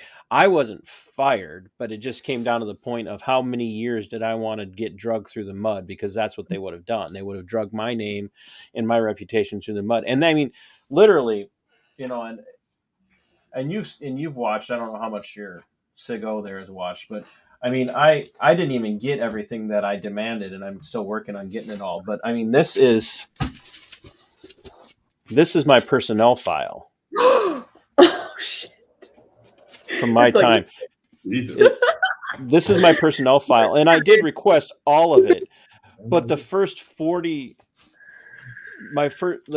some pages is all of the just the report that the private attorney that they hired, to the tune of thousands of dollars. Let's figure an attorney makes $250 an hour. They've hired a private attorney to the tune of $250 an hour for 60 days. Wild. For 60 days to dig into me for my content. And the things that they said about me are much like what you did. Behavior not keeping with the influence or with the philosophy of the Olmsted County Sheriff's Office. Now, maybe you didn't get that same thing, but it was still, we're going to hold this tardy against you. It was minutia. It was minutia, or clever wording that they could use to justify. Right. And had you continued to fight, or had I continued to fight, or any of the other people that I have interviewed or highlighted on my show, had we continued to fight, what they'll do is they'll drag your name through the mud. They'll look at every single thing that they don't hold anybody else accountable for, and they'll do that to you. And we almost have to get to a point where people have to hear that we're willing to tell their stories, and that tell them to stand up, because we will, we'll highlight it. I had teachers coming to me, and you mentioned, you brought this up before. Has anyone reached out or anything? I've had some come to me with just on aside with their own story, wanting me to go to bat for them, bringing up them as an example. Like, why is this happening? Why is that happening? God, we had this teacher. Yeah, baby. Yeah, baby. We had You don't she's have a to call me baby on the show. It's all right. Sorry. It's a little awkward. Oh God. We had but she was a cancer patient. She physically could not sit for the exam needed to get her professional certification. She couldn't stay out of her home long enough because of her medical condition. And this is a 10-year veteran with a golden apple nominee, like that big award teachers get. And they let her go. Like, so I got her on the news. I got her on the news too. I see, this is, and that they just cannot have anybody. They just cannot have anybody who's willing to face them down. They cannot put up with it. And you mentioned the word before, accountability, right? Yep, they cannot handle the accountability. Willing to do. They will not be accountable for situations and circumstances because there's this blanket policy, right? Centralized education, and they don't want to highlight their inefficiencies. They don't want to be accountable that what they have in place doesn't work. I'm sure that you have, because you had mentioned cases of other teachers who had done other things that were far more egregious than what you went through. And and one of my most recent episode of Defining a Good Cop was also kind of an exploratory look at a personal experience that I had, having watched a deputy who was guilty of excessive use of force, clear violations of policy and procedure of the sheriff's office. And for those of the people on your guys' show that might be tuning in to hear what this looks like from your end, I'll link that video down below as well. This guy literally used excessive use of force. He was placed out on administrative leave, and a very short time later, it was announced that he was retiring. And he not only did he retire, instead of being disciplined and facing the consequences of a violation of someone's constitutional and civil rights, he was allowed to retire, take all of his benefits with him. And I like the guy. I mean, but then they threw a party for him. Come on. And then you compare how I was treated, and I go through and I give and others that they treated much the same way that they treated me. But at the same time, this guy's allowed to retire. And in another situation, a deputy shows as on a Zoom meeting training, being intoxicated and rude, gets called in the next day for a meeting with the chief deputy. And he shows up under the influence, drove to work under the influence for this meeting with the chief deputy, and is then given a ride home by the chief deputy. Good old boys. And then people say, and they're like, well, TC, what's this have to do with Susie's story? Because it's don't rock the boat. Don't rock the boat. If you rock the boat, we will destroy you. But if you play along, even if you do something that's literally a violation of the law, it's literally egregious, and we can cover it up, we're fine. And that happens in the public school system, that happens in the law enforcement world, that happens in the medical world. As long as you don't embarrass us and we can cover it up, we're going to find a way around holding you accountable. Or we're going to, find a way to get rid of you, but make it look like it's a good thing for you and us and whatnot. And that's what I want people to understand, is that it doesn't matter how good you are. It doesn't matter what your scores are. It doesn't matter how much you go in and you do your job to the best of your ability. The least common denominator is always going to be the person who gets away with murder, sometimes literally, or sex abuse if you're talking about a school district, who's going to get away with it because they know how to suck up or they know how to toe the line. And that's why people have got to learn to be vocal. Do you think it would make a difference if in case of one school district, I met with a group of teachers that was 60 some strong or more. I met with about half of them in a private home because they were all going to refuse to get the jab, and they were all going to refuse to do the daily testing, and they were willing to take it to the mat. And then they started showing up. They started showing up to school board meetings. Do you think that if teachers who have had enough, whether it's Lee County schools or any other school district who have had enough, were to start reaching out to parents that they know they could trust, and then they all started to meet at school board meetings together and speak out, do you think that would make a difference in a school board? 100%.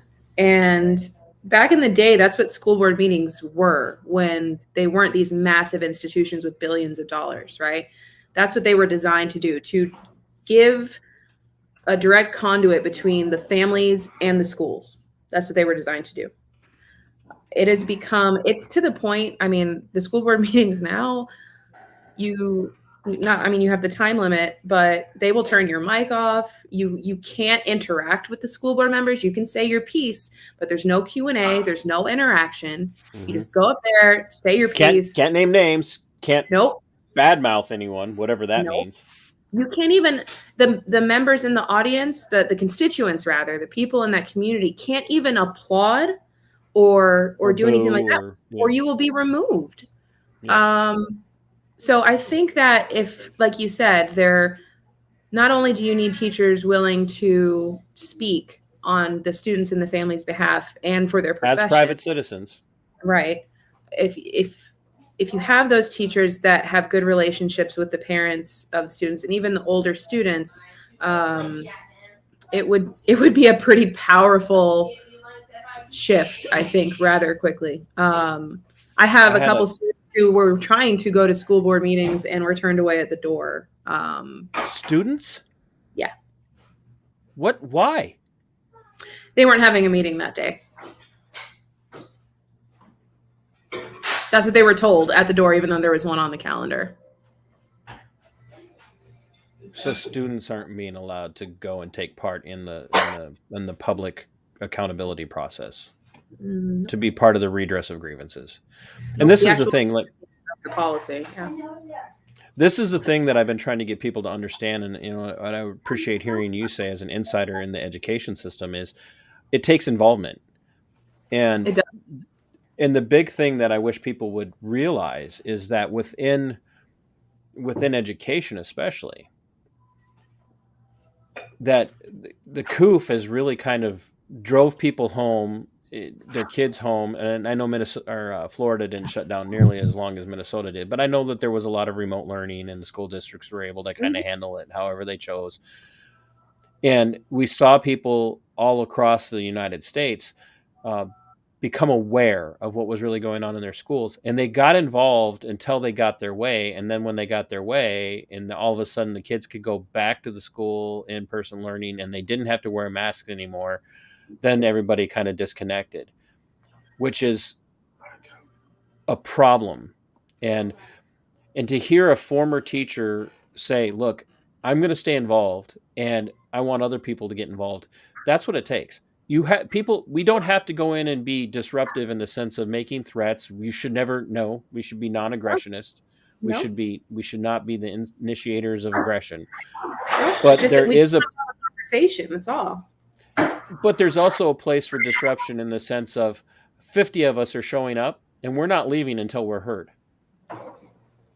Because are they going to arrest us all? And imagine what that looks like if they say, yeah, we are going to arrest you all. I mean, it's. Do you think it's coming to that in some school districts? Maybe not Lee County yet, But do you think it's going to start? I mean, we saw that with Loudoun County up in Virginia. Yeah, it's started here. It has. In the past year, maybe it was my little bit going in. It was parents who were also really upset with how, what was it, COOF was handled. Yes, COOF. Thank you. Yeah. They were showing up. The attendance went from like a dozen people week to week, and by the time the end of the year was last year, there was 150, 200 people going to every school board meeting. So it's starting. I think conversations like we're having right now, I think sharing experiences, finding that person you can go to and kind of like, hey, should I go up and say and like talk, like, yes, you should.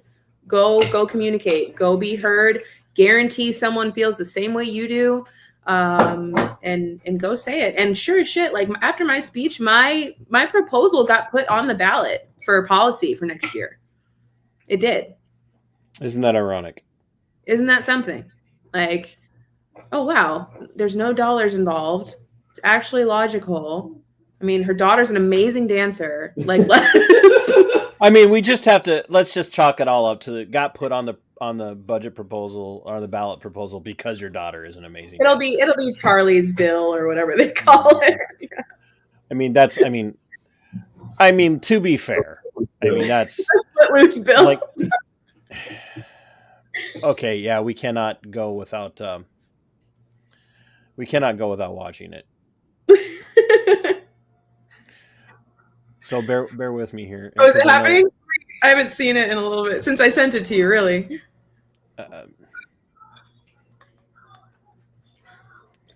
All right, let's see here. I wasn't planning this, so it's a little bit of a slower transition. Get it. I do have to get my youngins to bed soon, so yeah, I know. That's why I'm. I can't believe how fast time has gone. This is like my first one, and I'm like, it's not shutting up. And you were nervous as all shit. I really was.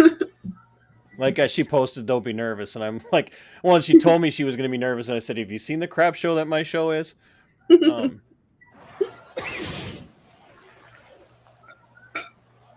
like how Reba McEntire's face is right there.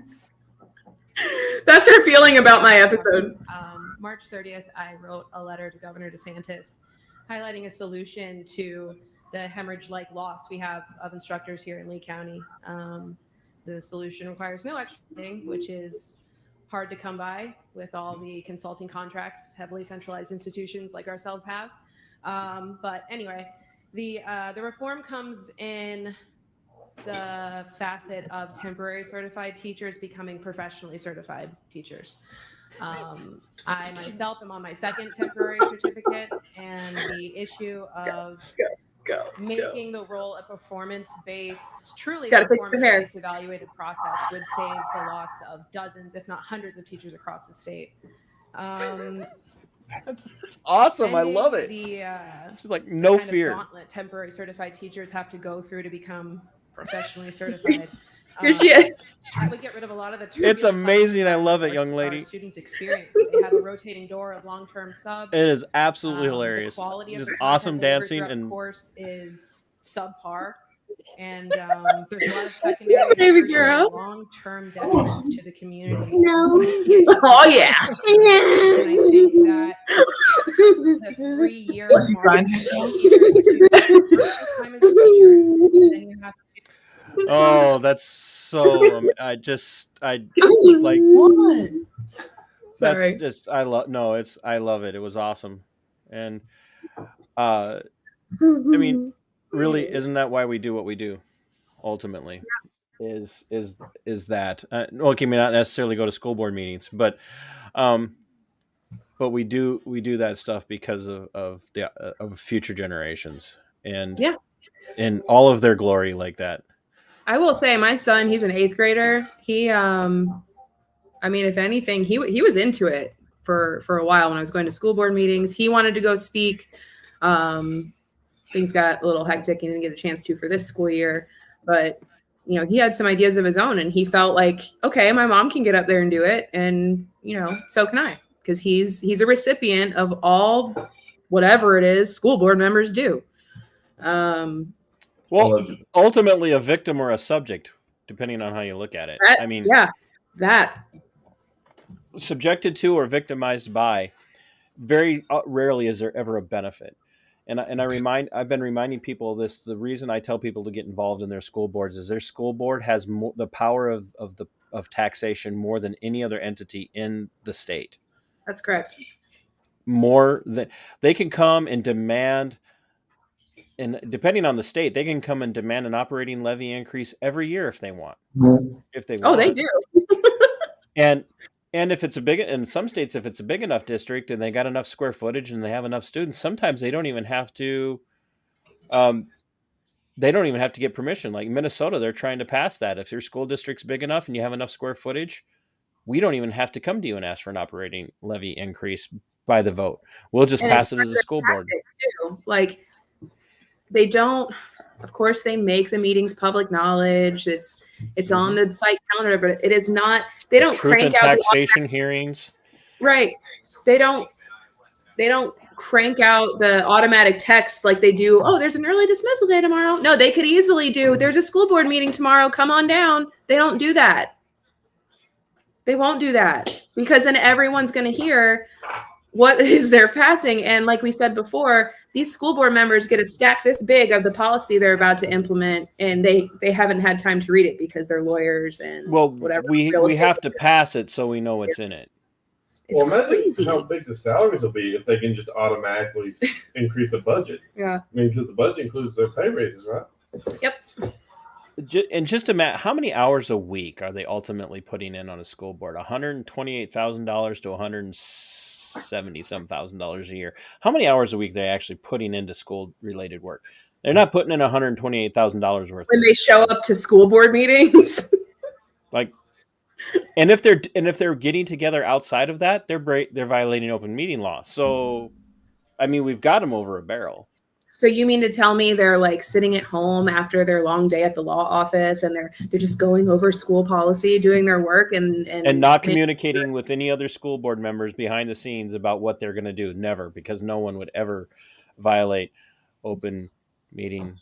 Or just having like a superintendent assistant walk by and be like, "Hey, we're voting yes on this," and they're like, "Got you." Right. That would never happen. Ever. No. So going forward, you guys are moving. You're going to start your own school, and that's way down the line, but that's the goal. Yeah, like 6 months. I mean, you guys are moving sooner than that. Well, yeah, we're moving, but we won't be able to. I won't be able to like set up a school or anything like right away. I have to. You got a new teaching job lined up? Hell no. You're just winging it. Yeah, there's actually there's quite a chemical industry in Kingsport, Tennessee. So Eastman's there, BAE, like they're a munitions company. They make different. Oh, so you're gonna be part of the military industrial complex. Yeah, I'm gonna have some take home work. I'm gonna tell them how they can better improve blowing up small people in foreign countries. Trust me, I'm a chemist. We got to make sure the munitions going to Ukraine are the best that we can make. I'm going to punch him in the face when I see him.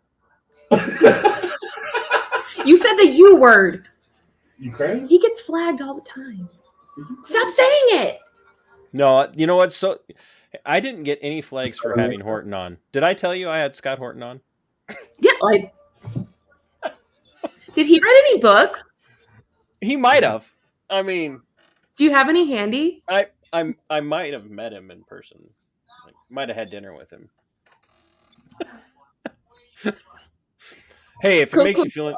Hey, we've both had Mike Termott on. There you go. Yeah. See, we've had Mike Termott. You had Tom Gallagher, didn't you? I'm working on Tom.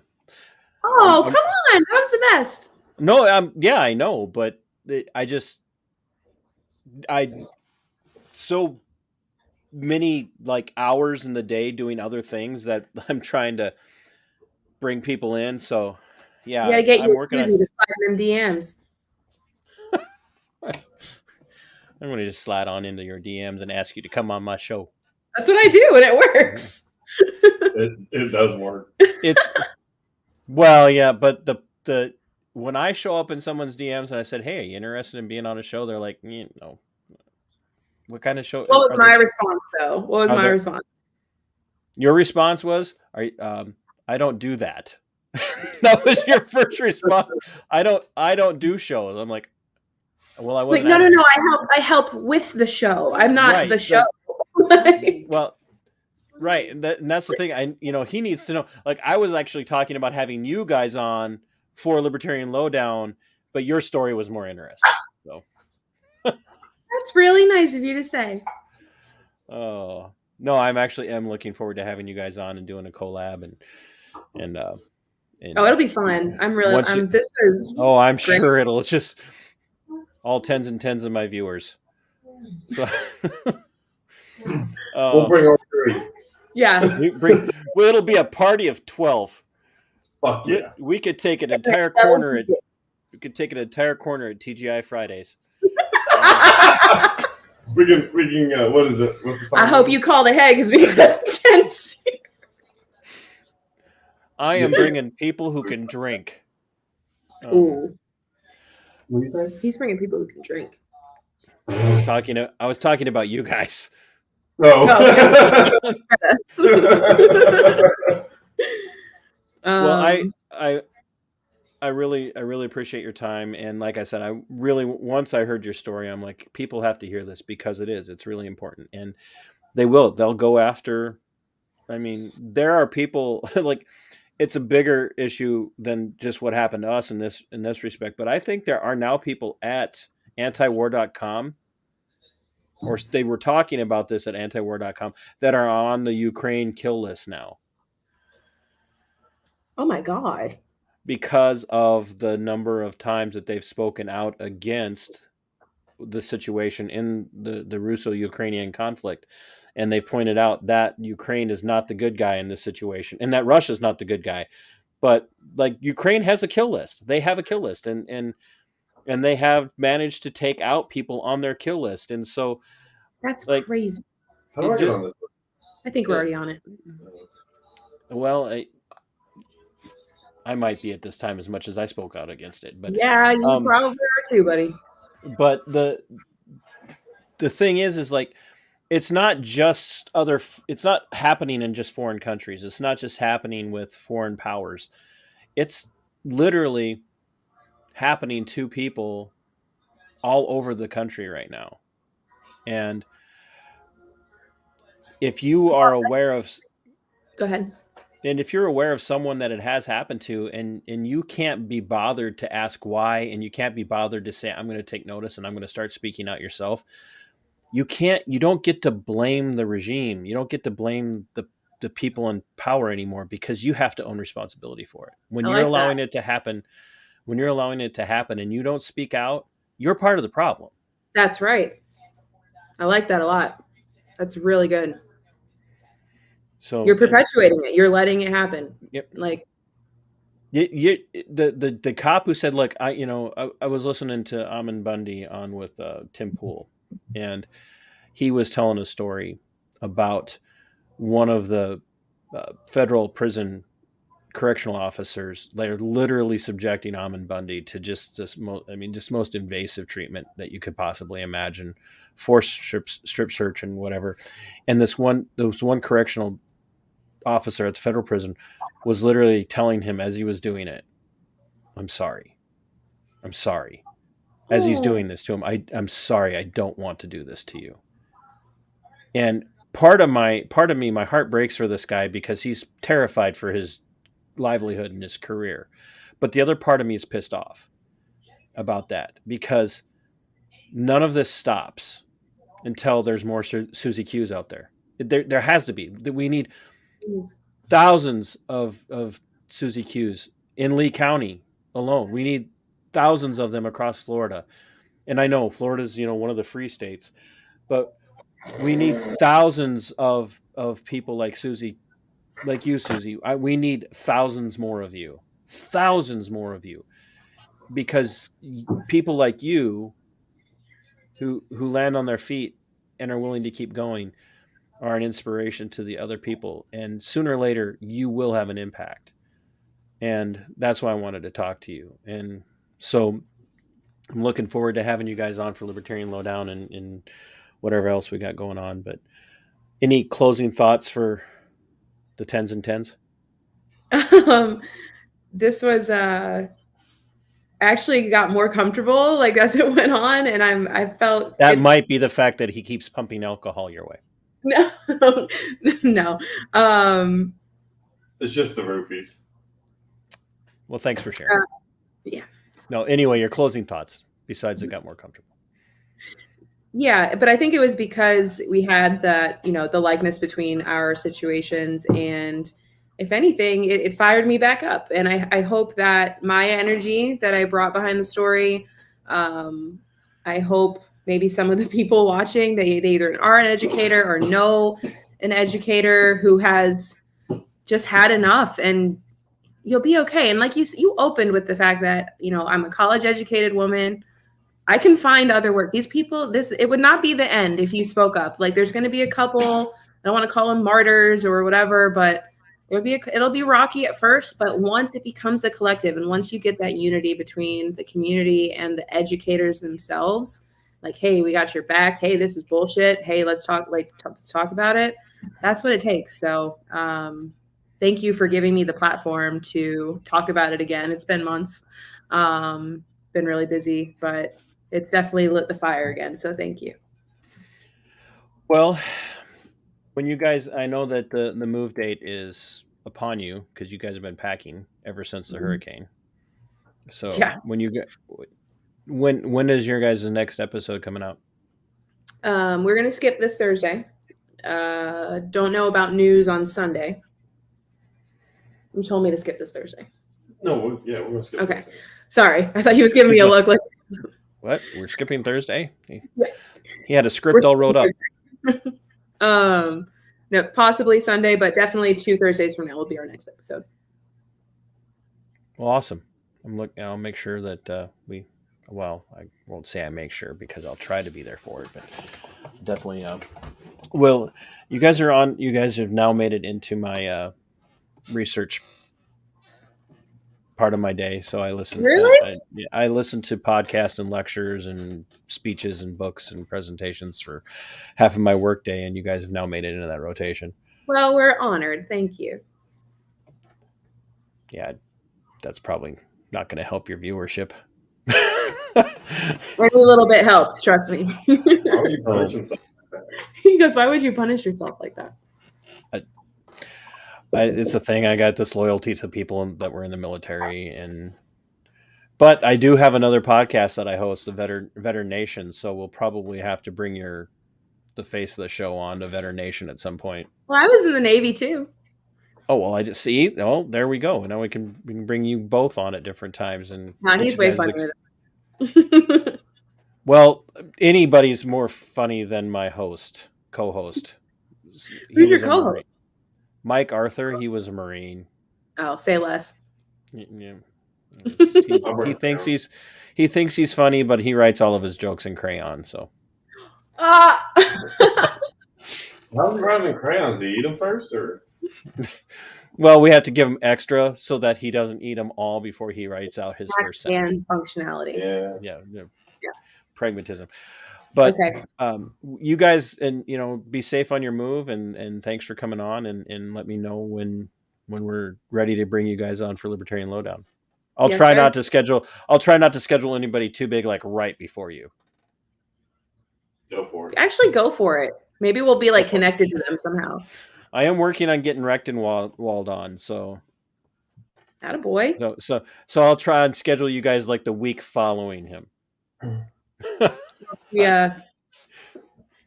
Your show will have depth and a wide spectrum, just like autism and libertarianism. Once again, I cannot make the jokes that I want to make right now. You go, get out of here. I'll close this down so you can go get the kids to bed. Thank you, sir. It was fun. Thank you very much. Have a great night. You too. Bye. Oh, you guys heard spunk, fire, and just a overall sense of let's do what's right. And that's the thing. It is incredibly important that when you see something happening that you know is wrong, that you stand up and you speak out. And that's what Susie did. And that's what we need. Thousands and thousands of other people working in the public sector, cops, deputies, teachers, people in every level of public sector employment. It's time for you guys to get out there and speak out when you see something that's going on, because you have that liberty as a private citizen to do that. You have that liberty. You have protections in place for you to be able to do that. And if you're really convinced that something terribly nefarious is happening, you have whistleblower protections, and it may not always be great, but you have them. So get together with people that you can trust and start making waves. You need to make waves now, because if you don't make waves now, they will pick you off one by one. And that's all I'm going to say about it tonight. You need to go out there and fight for your liberties, because they're yours. You need to fight for your freedom, because it belongs to you. And until next time, Sic Semper Tyrannis. We are going for liftoff in T-minus 30. Stand by for further instructions, Minnesota Black Robe Regiment. Secondary guidance systems engaged. Minnesota Black Robe Regiment, it will be on my mark.